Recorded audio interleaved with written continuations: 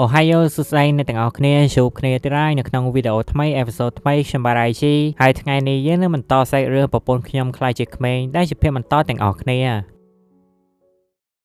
ចូលមកដល់ថ្ងៃនេះថាខៃសម្រាប់ចេះប្រាប់នីស៊ីម៉ាហើយនឹងម៉ៃឲ្យពួកគេទាំងពីរនាក់បានដឹងអំពីការផ្លាស់ប្ដូរទីលំនៅឋានរបស់នាងដោយនាងនិយាយសារភាពប្រាប់ថាតាមពិតទៅម៉ាក់របស់នាងគឺជាស្ត្រីមេម៉ាយសមាជិកគ្រួសារមានតែពួកគេពីរនាក់ប៉ុណ្ណោះហើយដូច្នេះម៉ាក់របស់នាងក៏មានកម្រងចង់រៀបការសារជាថ្មីជាមួយបរិសដែលក៏ស្រឡាញ់រួចហើយពួកគេនឹងផ្លាស់ប្ដូរលំនៅឋានទៅរស់នៅបង្កើតគ្រួសារថ្មីមួយក្នុងទីក្រុងឆ្ងាយពីទីនេះឯណោះក្រោយពីស្ដាប់ចោលរួចមកនីស៊ីម៉ាធូរស្រាលនៅក្នុងចិត្តរបស់គាត់ឡើងវិញព្រោះថាមុនដំបូងនោះគាត់ខំអារម្មណ៍ស្មានថាមានរឿងធំដុំអ្វីមួយតាមពិតគ្រាន់តែជារឿងផ្លាស់ប្ដូរទីលំនៅសោះយ៉ាងណាក៏ពួកគេនៅតែអាចជួបគ្នាបានដដែលហ្នឹងបើប្រៀបធៀបជាមួយការដែលគ្មានឱកាសបានឃើញមុខរបស់ថាខៃម្ដងទៀតប៉ុន្តែវាគ្មានអីអស្ចារ្យសម្រាប់គាត់នោះឡើយលើដូច្នេះក៏ធ្វើឲ្យថាខៃមានការរំភើបនៅក្នុងចិត្តជាខ្លាំងហើយនាងក៏មិនអាចទប់ទឹកភ្នែកខ្លួនឯងជាប់បានផងដែរមួយរំពេចនោះដើម្បីថែរក្សាពេលវេលាដ៏មានក្តីសុខជុំគ្រួសារនីស៊ីម៉ាក៏បញ្ចេញគំនិតមួយឡើងមកដែលក៏ចង់ប្រារព្ធពិធីជប់លៀងជុំគ្រួសារដើម្បីត្រៀមអបអរនៅក្នុងថ្ងៃគ្រីស្មាសនេះពេលខាងមុខនេះ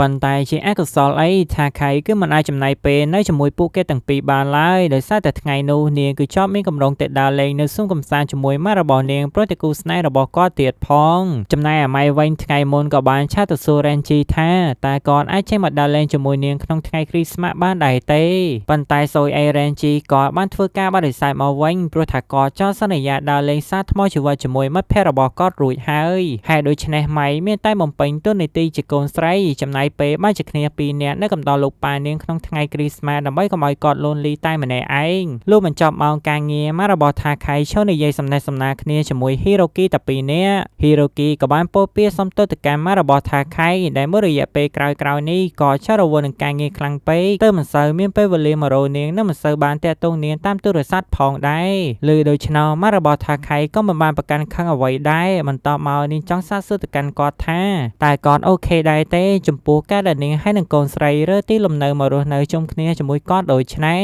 ហ៊ីរ៉ូគីក៏ឆ្លើយតបទៅវិញដែលគាត់ប្រាប់នាងកុំឲ្យមានការបារម្ភចំពោះទីកន្លែងស្នាក់នៅអីហើយគាត់ក៏នឹងចាត់ចែងស្វែងរកសាលារៀនថ្មីដើម្បីឲ្យកូនស្រីរបស់នាងបានរៀនផងដែរមិនត្រឹមតែប៉ុណ្ណោះហ៊ីរ៉ូគីឆ្លៀននិយាយសន្យាថែមទៀតគាត់នឹងទុកពេលវេលាទំនេរនៅក្នុងថ្ងៃគ្រីស្មាសដើម្បីបានចំណាយពេលដើរលេងជាមួយនាងលុះក្រោយមកថាខៃក៏បានលួចគិតនៅក្នុងចិត្តថាមួយរយៈពេលថ្មីនេះម៉ាក់របស់នាងមើលទៅដូចជាសប្បាយចិត្តណាស់អារម្មណ៍ល្អដល់ហើយនាងសង្ឃឹមថាការចំណាយពេលដើរលេងជុំគ្នាក្នុងថ្ងៃគ្រីស្មាសល្ងាចនេះនឹងធ្វើឲ្យពួកគេក្លាយជាក្រុមគ្រួសារតែមួយយ៉ាងពិតប្រាកដទៅចោលឈានដល់ពេលល្ងាចឡើងថាខៃក៏បានត្រៀមខ្លួនរួចរាល់ដើម្បីចេញទៅខាងក្រៅជាមួយម៉ាក់របស់នាងខណៈនោះថាខៃស្រាប់តែទទួលបានកន្សែងយ៉ាងកក់ក្ដៅថ្មីមួយដែលម៉ាក់របស់នាងទើបនឹងទិញឲ្យបន្ទាប់មកនៅមុខកន្លែងសួនកំសាន្តម៉ាក់របស់ថាខៃក៏និយាយរំលឹកអំពីអនុស្សាវរីយ៍ដែលកាលពីមុនមកពួកគេក៏ធ្លាប់មកលេងនៅទីនេះបានម្ដងផងដែរប៉ុន្តែចំពោះថាខៃនាងគឺមិនចង់ចាអ្វីសោះឡើយទាក់ទងអំពីរឿងមួយនេះរំពេចនោះមិនដឹងកើតអីអ្នកម៉ាក់របស់ថាខៃនៅសក់ក៏បាននិយាយពាក្យសុំទោសចំពោះកូនស្រីខ្លួនឯងសម្រាប់រកកំហុសគ្រប់យ៉ាងដែលគាត់ធ្វើដាក់នាងក្នុងពេលកន្លងមកហើយនាងក៏មិនចាំបាច់អភ័យទោសនឹងលើកលែងឲ្យមកកាន់គាត់វិញដូចគ្នាកន្លែងមកមើលឪពុកកូនពីរនាក់នេះវិញកំពុងតែអបអរពិធីជប់លៀងនៅក្នុងថ្ងៃគ្រីស្មាសយ៉ាងសប្បាយរីករាយក្នុងពេលនឹងទូរស័ព្ទរបស់ម៉ៃក៏បានរកជាសំឡេងដោយអ្នកដែលតាក់ទងមកកាន់នាងនោះគឺជារ៉េនជីនឹងឯងគាត់ចង់ធ្វើការនិយាយសុំទោសដែលគាត់បដិសេធមិនអាចមកដើរលេងជាមួយនាងបានហើយគាត់ក៏ប្រាប់ថែមទៀតថាគាត់នឹងធ្វើដំណើរត្រឡប់មកវិញនៅថ្ងៃស្អែកនេះដោយសង្ឃឹមថាពួកគេទាំងពីរនឹងអាចជួបគ្នាបានតែចោលនិយាយចប់រួចទៅមើលរបស់ម៉ៃគឺថាឡើងក្រហមពេញមុខតែម្ដងក៏បណ្ដាលឲ្យនីស៊ីម៉ាឃើញហើយច្រឡំស្មានតែកូនស្រីរបស់ខ្លួនកំពុងតែស្វឹងប៊ីយ៉ាហើយតើមកទល់ពេលនេះថាខៃហើយនឹងអ្នកម៉ាក់នាងកំពុងតែឈររងចាំហ៊ីរ៉ូគីអស់រយៈពេលជាច្រើនម៉ោងប៉ុន្តែបែរជាមិនឃើញវត្តមាននឹងភក្ត្រារបស់គាត់បង្ហាញខ្លួនឡើងមកតែសោះសូម្បីតែតាក់ទងសួរនាំក្នុងទូរស័ព្ទក៏គាត់មិនផ្ដល់ដំណឹងមកវិញដូចគ្នាជាចុងក្រោយអ្នកទាំងពីរក៏សម្រេចចិត្តធ្វើដំណើរត្រឡប់ទៅផ្ទះវិញតែមិនអស់ចិត្តប៉ុន្តែមុននឹងត្រឡប់ទៅផ្ទះម៉ាក់របស់ថាខៃក៏ចង់នាំកូនស្រីរបស់ខ្លួនទៅទិញអាហារឆ្ងាញ់ៗយកមកញ៉ាំសិនហើយឆៃដនអីអ្នកទាំងពីរក៏ស្រែកតែកលេចភ្នែកឃើញហ៊ីរ៉ូគីឈរនៅទីនោះកំពុងតែចំណាយពេលយ៉ាងមានក្តីសុខជាមួយប្រពន្ធនិងកូនប្រុសរបស់គាត់មួយស្របក់ក្រោយមកនៅពេលហ៊ីរ៉ូ Hiroki ដើរចេញទៅបានដើម្បីរកកន្លែងគ្មានមនុស្សសម្រាប់ជួបបារីមួយប៉យម៉ែរបស់ថាខៃដើរមកតាមគាត់ជាហេតុនាំឲ្យ Hiroki ងាកមកឃើញនឹងមានការភ័យស្លន់ស្លោនិងរន្ធត់ចិត្តជាខ្លាំងដែលតាមពិតទៅអាប៉ែនឹងគឺមានក្រុមគ្រួសាររួចទៅហើយប៉ុន្តែបែរជាមានកំណត់ថោកទាចង់បោកប្រាស់នឹងលេងសើចជាមួយម៉ែរបស់ថាខៃទៅវិញដោយសារគេតាមតល្បិចកិច្ចកលបែបនេះក៏បានធ្វើការលួចចង្គង់ក្រាបសំពះដើម្បីសុំការអភ័យទោសនិងលើកលែងទោសពីសំណាក់អ្នកម៉ែរបស់ថាខៃលុះពេលត្រឡប់មកផ្ទះវិញអ្នកម៉ែរបស់ថាខៃធ្វើការបោកកំទេចចោលរបស់របរអ្វីគ្រប់យ៉ាងទាំងអស់នាងពិតជាផ្ទុះកំហឹងខ្លាំងមែនទែនដល់ថ្នាក់មិនអាចទោសអារម្មណ៍ខ្លួនឯងចោលបាននោះឡើយថាខៃបានត្រឹមតែឈប់ស្ដាប់តែសម្រក់ទឹកភ្នែកដែលមិនដឹងថាត្រូវរកវិធីសាស្ត្រអ្វីយកមកបន្ធូរបន្ថយអារម្មណ៍ម៉ែរបស់នាងបាននោះឡើយលុះព្រឹកស្អែកក្រោយចេញពីរៀនមកថាខៃសម្រេចចិត្តធ្វើដំណើរទៅផ្សារដើម្បីទិញបន្លែសាច់និងគ្រឿងផ្សំជាច្រើនទៀតសម្រាប់យកមកធ្វើជាម្ហូបឆ្ងាញ់ៗក្នុងគោលបំណងចង់លួងលោមម៉ែរបស់នាងឲ្យសប្បាយចិត្តឡើងមកវិញទោះបីជាដឹងមុនថាអ្នកម៉ាក់ខ្លួនមិនព្រមញ៉ាំនិងមិនអើពើជាមួយនាងក៏ដោយក៏នាងនៅតែមិនអាចទុកគាត់ចោលតែម្នាក់ឯងបានដែរថាខៃចំអិនមុខម្ហូបមួយមុខដែលហៅថាបាយឆាអូម៉ាឡេតបាយឆាពងទានឹងសម្រាប់ឲ្យទៅកាន់ម៉ែរបស់នាងបរិភោគក៏ប៉ុន្តែអ្វីដែលនាងទទួលបានត្រឡប់មកវិញនោះគឺជាការនិយាយសម្លុតខ្លាំងៗចេញពីបបោមាត់ម៉ាក់របស់នាងមិនត្រឹមតែប៉ុណ្ណោះគាត់ថែតែដេញកូនស្រីខ្លួនឲ្យចេញទៅឆ្ងាយពីមុខពីមាត់របស់គាត់ទៀតផងលុះព្រឹកស្អែកថាខៃនឹកស្មានមិនដល់សោះឡើយពេលសម្លឹងឃើញសភាពក្នុងផ្ទះបាយមានអនាម័យរលីងរលោងចែងចាំងគ្មានភាពអញ្ញែអញ្ញៃដូចមុនទៀតសូម្បីតែរចាញ៉ាំបាយទាំងអស់ក៏ត្រូវបានលាងសម្អាតរួមជាមួយនឹងចានដែលនាងឆាបាយឲ្យមកកាន់ម៉ាក់នាងកាលពីម្សិលមិញផងដែរដោយតាមពិតទៅកាលពីយប់មិញនេះម៉ាក់របស់ថាខៃសម្រេចចិត្តដើរមកភ្លក់ស្នាដៃបាយឆាពងទាកូនស្រីរបស់ខ្លួនឯងនាងញ៉ាំបណ្ដើទឹកភ្នែកហូរស្រក់មករលីងរលោងបណ្ដើក្នុងពេលនេះនាងគ្មាននៅសល់អ្វីទៀតទេក្រៅពីកូនស្រីជាទីស្រឡាញ់របស់នាងតែមួយគត់នឹង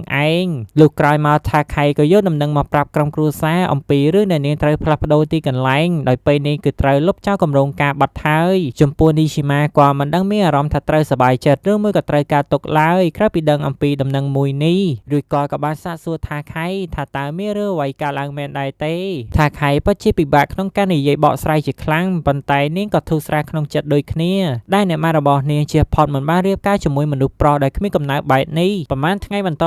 ទៅម៉ាក់របស់ថាខៃក៏បានធូរស្រាលសម្ពាធផ្លូវចិត្តនិងត្រឡប់មកធ្វើការប្រចាំថ្ងៃរបស់នាងឡើងវិញខណៈនោះលោកយាយម្នាក់ដែលជាមិត្តរួមការងារនៅទីនោះហើយរបស់មួយដែលក៏បានទិញមកពីស្រុកកំណើតឲ្យម៉ាក់របស់ថាខៃយកទៅចែកគ្នាញ៉ាំជាមួយកូនស្រីនាងពេលនោះម៉ាក់របស់ថាខៃពិតជាមានការភ្ញាក់ផ្អើលជាខ្លាំងព្រោះនាងមិនធ្លាប់និយាយប្រាប់អ្នកនៅកន្លែងធ្វើការអំពីរឿងដែលនាងមានកូនស្រីតតែសោះមានអីលោកយាយម្នាក់នោះក៏ឆ្លើយប្រាប់ថាគាត់ដឹងអំពីរឿងមួយនេះចេញពីមាត់របស់ម្ចាស់ហាងផ្ទាល់នឹងឯងហើយគាត់ក៏មិនខុសអីពីនាងដែរគាត់ក៏ជាស្ត្រីមេម៉ាយនិងមានកូនស្រីម្នាក់ដូចគ្នាលុះពេលត្រឡប់មកដល់ផ្ទះវិញម៉ាក់របស់ថាខៃបានបើកសារសំឡេងក្នុងទូរស័ព្ទក៏ឮសូរការផ្ញើសារជាសំឡេងចេញពីម្ដាយបង្ការរបស់នាងដោយគាត់មានបំណងចង់ខ្ចីលុយពីនាងយកទៅដោះតទល់លំបាកជាបណ្ដោះអាសន្នភ្លាមនោះម៉ាក់របស់ថាខៃពិតជាមិនអាចអត់ទ្រាំបានឡើយព្រោះនាងគឺមិនចង់ធ្វើខ្លួននឹងយកគំរូមិនល្អតាមម្ដាយបង្ការខ្លួនឯងនោះទេបន្តមកទៀតនាងដើរទៅគោះទ្វារបន្ទោរបស់ថាខៃដើម្បីយកនំយកមកឲ្យនាងញ៉ាំប៉ុន្តែបែរជាមិនឃើញកូនស្រីខ្លួនឯងនៅក្នុងបន្ទប់ដោយបាត់សម្ោឆឹងតែម្ដង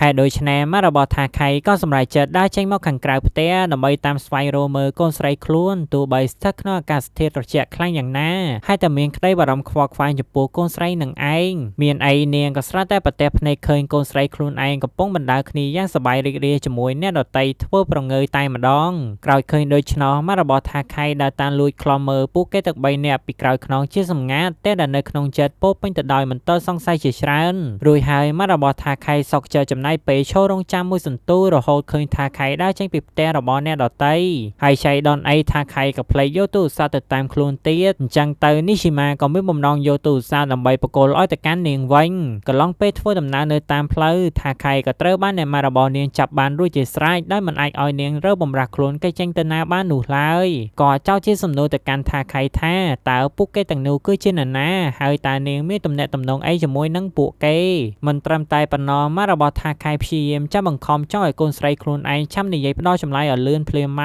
កដោយនាងមានអារម្មណ៍ថាសំបីកូនស្រីរបស់គាត់ខ្លួនឯងក៏ចេះកុហកបោកប្រាស់មកលើគាត់ដូចគ្នាដែរភ្លាមនោះបរិយាជីសេះសនីស៊ីម៉ា មាក៏បានលេងវត្តមានដោយបង្ហាញមុខព្រមទាំងធ្វើការបញ្ឈប់ទង្វើម៉ាក់របស់ថាខៃផងដែរហើយក៏ចាប់ផ្ដើមដឹងថានារីម្នាក់នេះតាមពិតគឺជាម៉ាក់របស់ថាខៃស